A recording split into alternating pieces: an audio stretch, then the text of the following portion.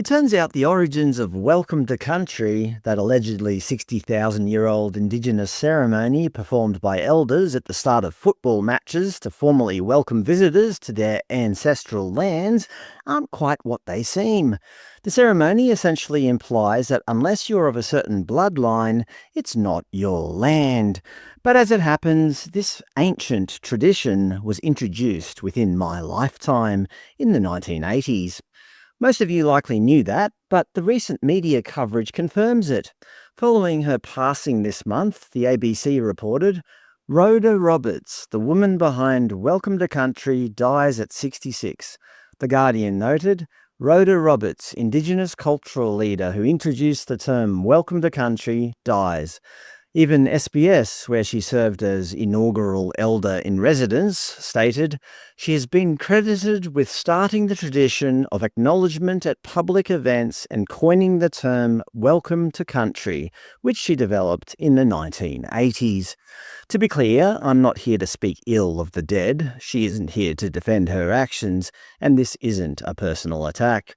However, the fact that these major media outlets are explicitly linking her to the origin of the Welcome to Country means they are essentially admitting she created it, or at least the modern version we see today. But I think this is a bit unfair. Perhaps she coined the term, but as many of you would know, it was actually Ernie Dingo and Richard Walley who are credited with staging the first modern public performance of Welcome to Country in 1976. As The Guardian declared in 2016, Ernie Dingo and Richard Walley on the 40th year of their Welcome to Country. So that was at least 4 years earlier than the timeline currently being attributed to Rhoda Roberts. But if you dig even further back, there was a welcome documented at the 1973 Aquarius Festival in Nimbin, performed by Uncle Lyle Roberts.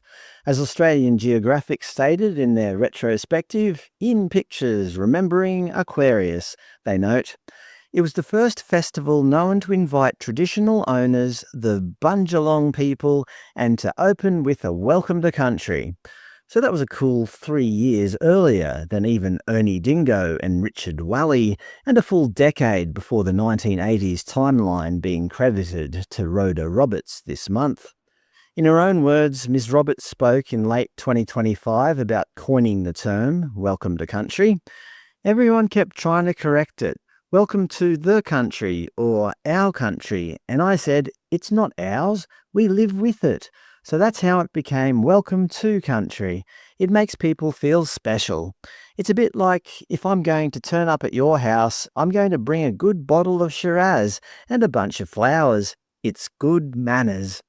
To me, she isn't describing an ancient ritual passed down through the ages. She is describing a deliberate linguistic choice she made. Before that, the ceremony was largely a protocol used internally between different Indigenous groups, a way of negotiating passage across borders, not a scripted public performance for the general population. Anyway, what do you think? Was Welcome to Country, as we know it, invented in the 1980s, the 1970s, or 60,000 BC? You decide.